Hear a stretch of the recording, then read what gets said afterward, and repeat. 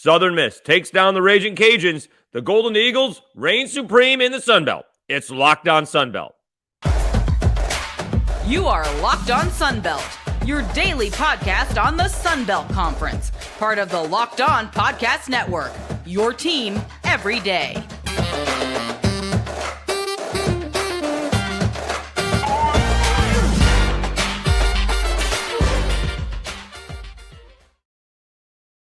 Welcome back to Locked On Sunbelt, your team every day. I'm your host, Dave Schultz.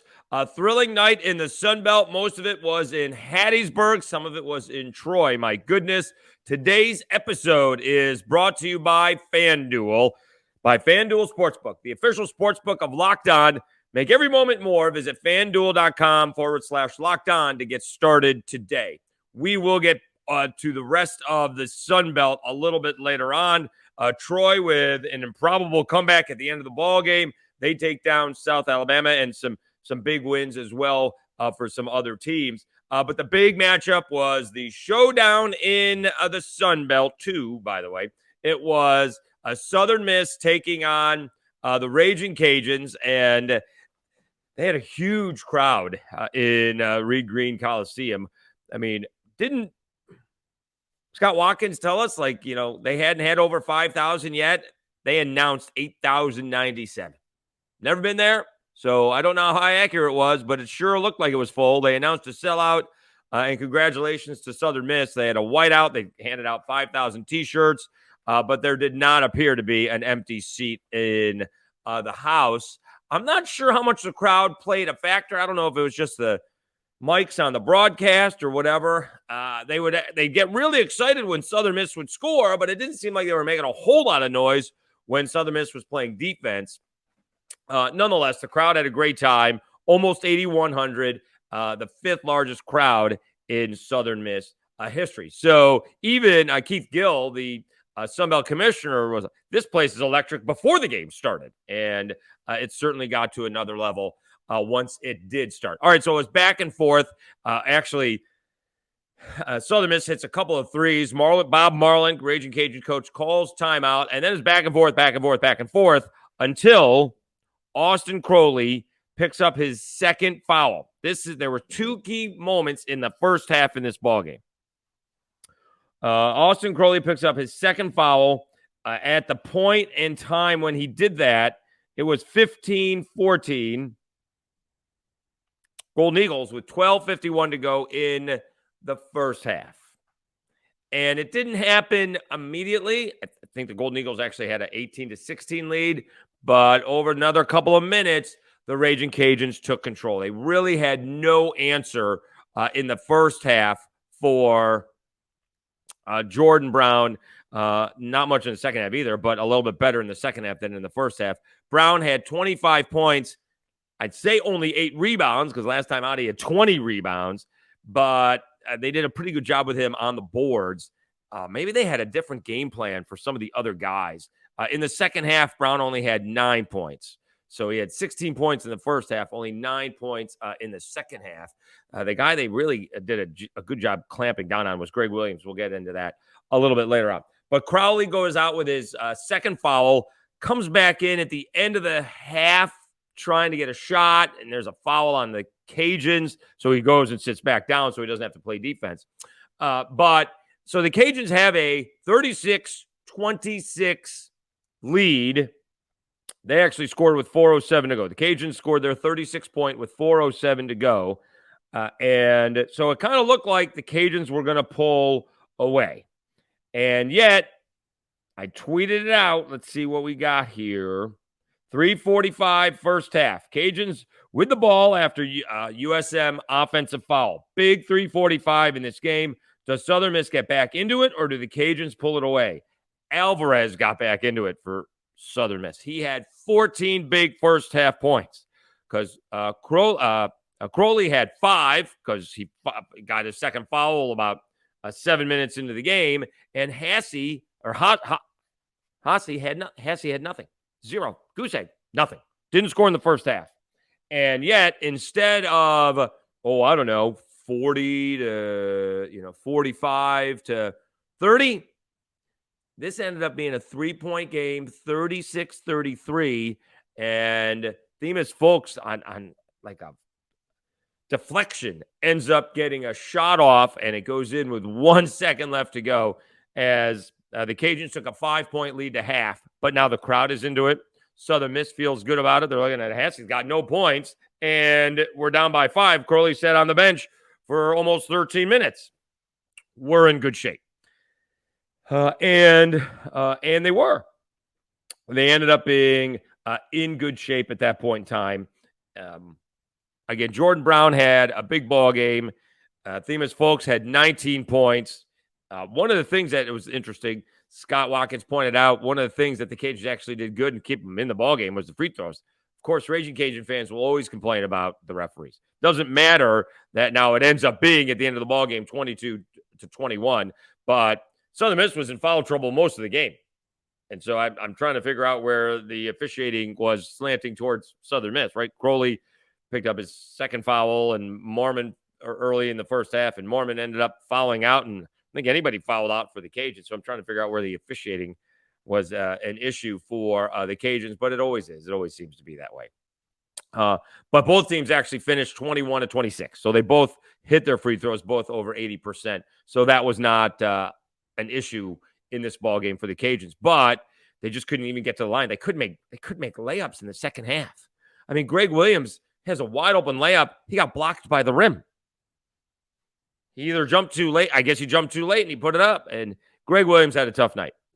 He was 1 of 8, 4 points, 0 of 4 from 3. Cajuns did not hit a three-pointer in the second half. Now, they started launching them at the end of the half, but they were 0 for 10 in the second half, right? 0 for 10. You hit 3 of those, now you got a ball game. You lose. Southern Miss takes down the Cajuns. I probably should have said that. 82-71 was your final score. But it just kind of I'm not even sure if it was methodical in the second half. It was, again, it started out close. Cajuns at the first time out was leading 48-44, so they sort of settled down. And even at that point in time, the Cajuns only had 1 team foul. Southern Miss had 5. Crowley picks up his third foul, team 6th, and with 14 minutes left to go, 13:58, Southern Miss was the Cajuns were in the bonus. So I also did this one. With 4:07 to go in the first half, Southern Miss had 26 points.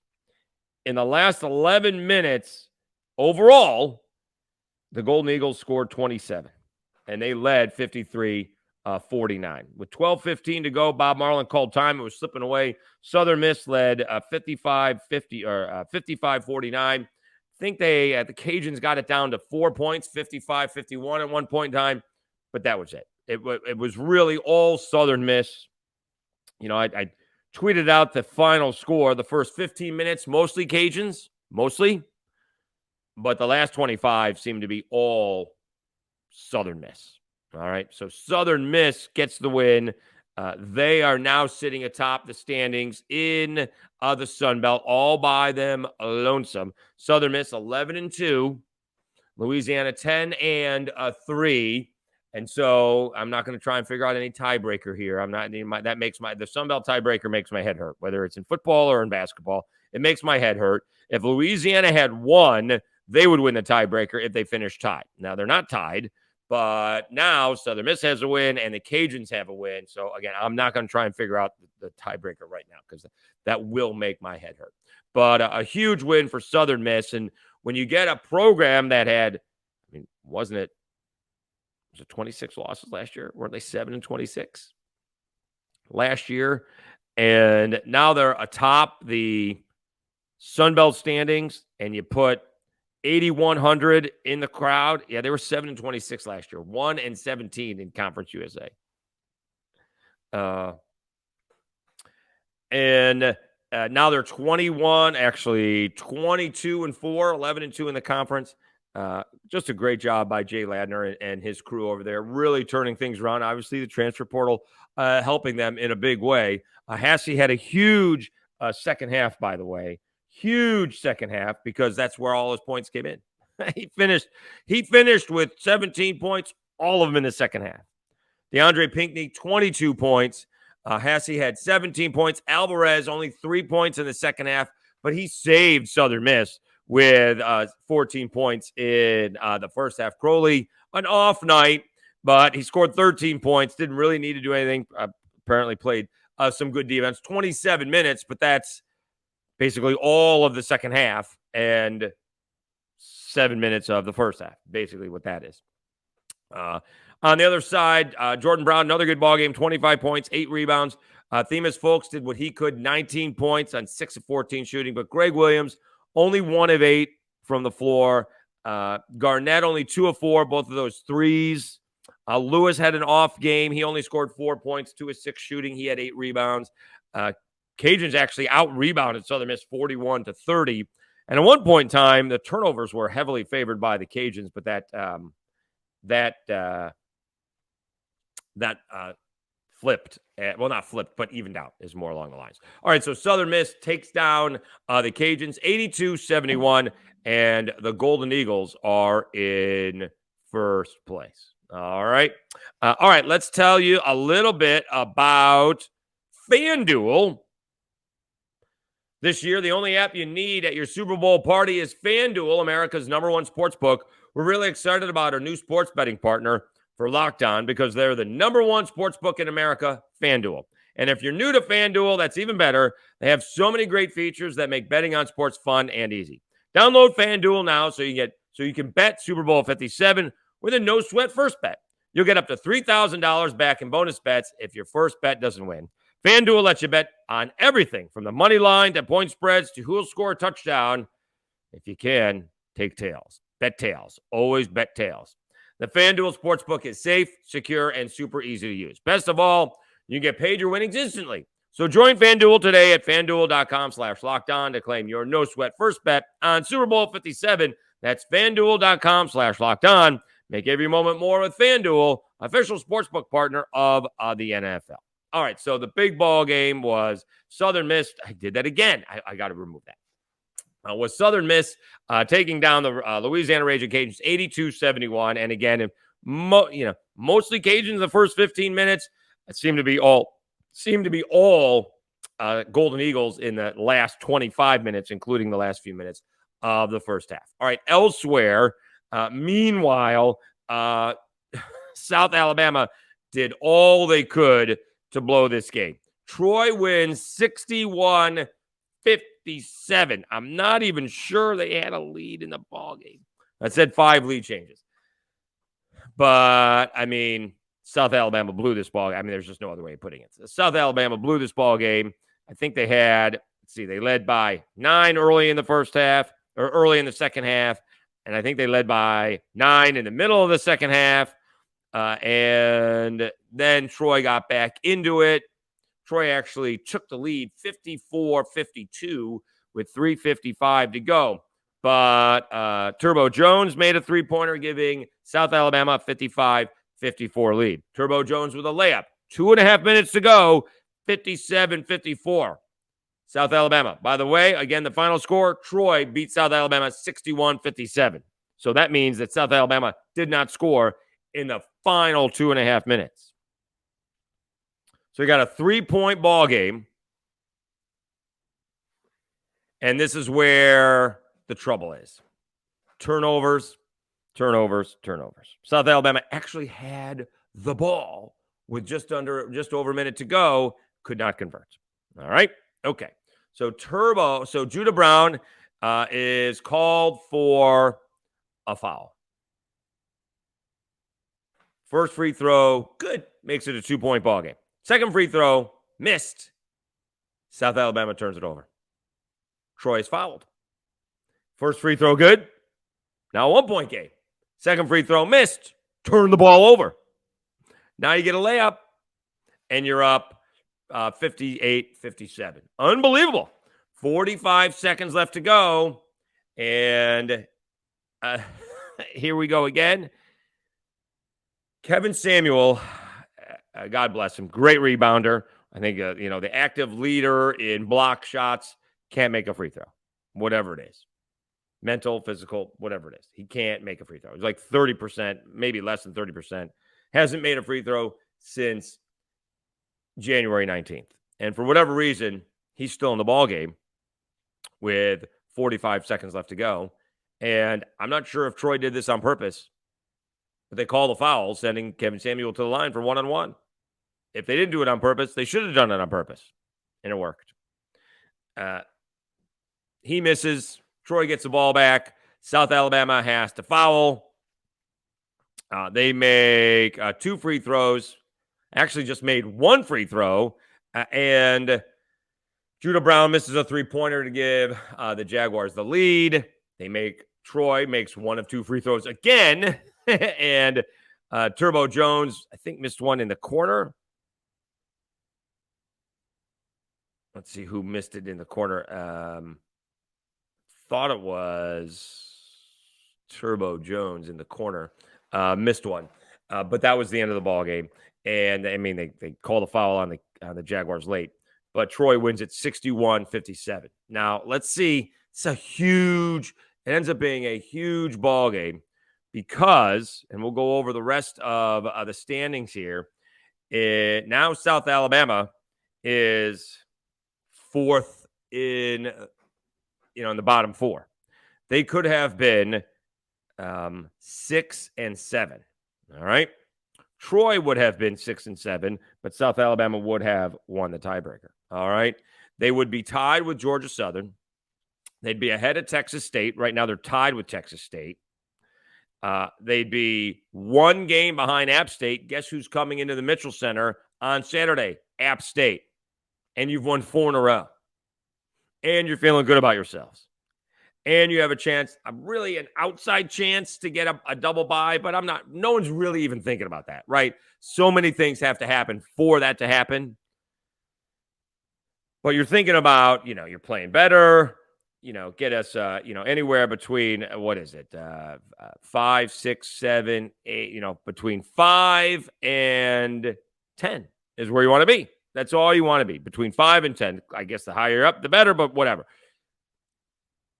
Now you're struggling again. Now all of a sudden you blew a game you should have won.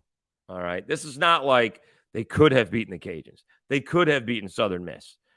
They could have beaten Coastal Carolina. They could have beaten Old Dominion. Okay.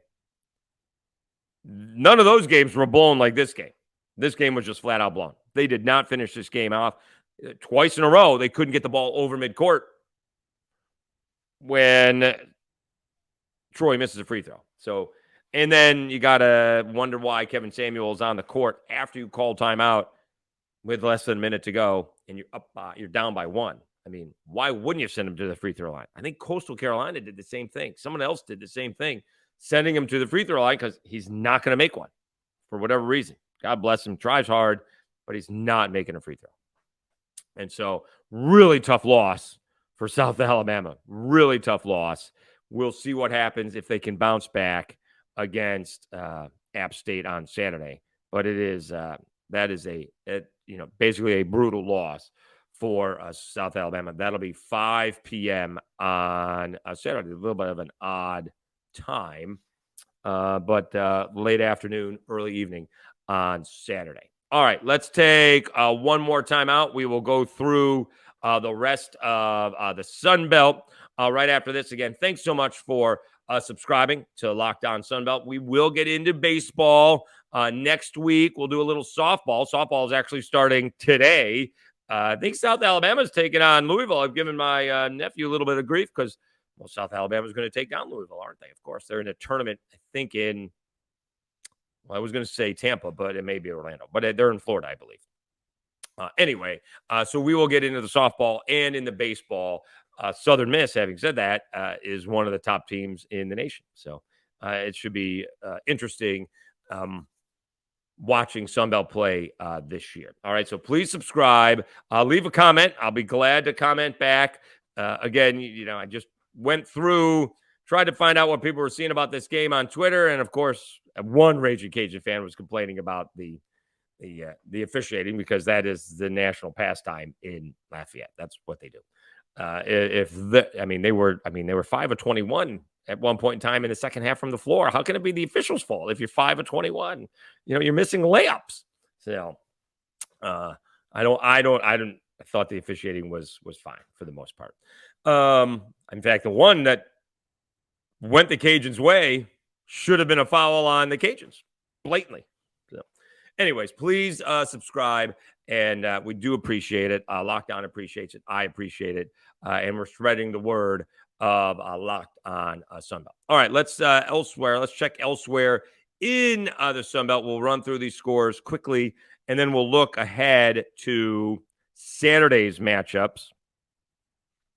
We told you already that Southern Miss takes down the Cajuns, 82-71. Troy takes down the Jaguars, 61-57. Big win for Georgia Southern hosting James Madison. Huge win there. Georgia Southern, again, if they had lost that ball game, they would have been 6-8, they would have been 5-8. And if the Jaguars win, then they flip, but that's not what happened. So, big win by Georgia Southern, 76-73 over James Madison. Georgia Southern 6-7 in the conference. James Madison now 8-5. Georgia State continues to struggle. Old Dominion defeats Georgia State 63-60. Old Dominion 7-6 in the Sun Belt. Georgia State 3-10. Marshall beats Coastal Carolina 92-74. Big ball game for Andrew Taylor, who struggled his last time out against the Cajuns. 33 points, 10 rebounds, 6 assists, taking his frustrations out on the Chanticleers. Monroe, a tough loser at home. App State coming to Mobile, as we mentioned on Saturday. Only scores 21 points in the second half, but that was good enough. Beats Monroe 52-45. Let's give me the home and away stuff. Let's see here. App State now 14-12 overall, 7-6, sitting right in the middle of the standings. Monroe right behind them now, since they lost to him 7-6. They're 11-15 overall. And Texas State wins at home. They beat Arkansas State 66-62. So quickly, I'll go over the standings very quickly. Again, the top 4 teams get double byes. So you got Southern Miss 11-2, Louisiana 10-3, Marshall 9-4, James Madison 8-5. All right, but now Marshall and James Madison, are only 2 games ahead of Old Dominion, Troy, App State, and Monroe. In fact, Old Dominion, Troy, App State, and Monroe are only 1 game behind James Madison. Not dealing with tiebreakers just yet. So again, Southern Miss, Louisiana, Marshall, James Madison, they're your top 4 teams. Then you get Old Dominion, Troy, App State, Monroe, all 7-6, and then Georgia Southern is 6-7, and then Texas State is 5-8, but then South Alabama is 5-8, Coastal Carolina 4-9, Georgia State 3-10, Arkansas State 2-11. Texas State has 1 more win than South Alabama, but let me see what's going on here. Oh, no. So South Alabama did lose to Texas State 64-58. So that was at home in Mobile. They're going to go to San Marcos to play them second to last game of the year. And that could have a huge bearing on things in terms of the conference tournament, who gets a bye and who doesn't. And so right now, Texas State is in that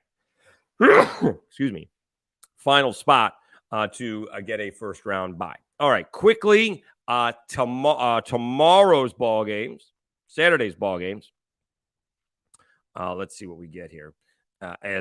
Again, still, what a great ball game that Southern Miss Cajuns was. Cajuns, they just didn't have, again, Greg Williams kind of didn't show up. Terrence Lewis didn't score. And you got to give credit to Southern Miss. Haase with, all 17 points in the second half. It was outstanding because Crowley had a tough ball game. Efficient, but only 13 points. All right, so South Alabama hosting App State. Georgia State hosting Marshall. Coastal's hosting James Madison. Georgia Southern is hosting Arkansas State. Southern Miss, I'd say it's got a letdown written all over because Monroe. You want to be really careful about what a tough Monroe team is, but I'd be shocked if they lost to Monroe. Troy coming off the big win over South Alabama, taking on the Cajuns. Cajuns got to be careful not to lose 2 in a row. And Texas State is hosting Old Dominion. All right, we will be back on Monday. Please have a safe and spectacular weekend. Softball getting underway this weekend. Baseball getting underway next weekend. We'll have it all for you here. Your team every day. I'm Dave Schultz, and you've been watching and listening Locked On Sunbelt, your team every day.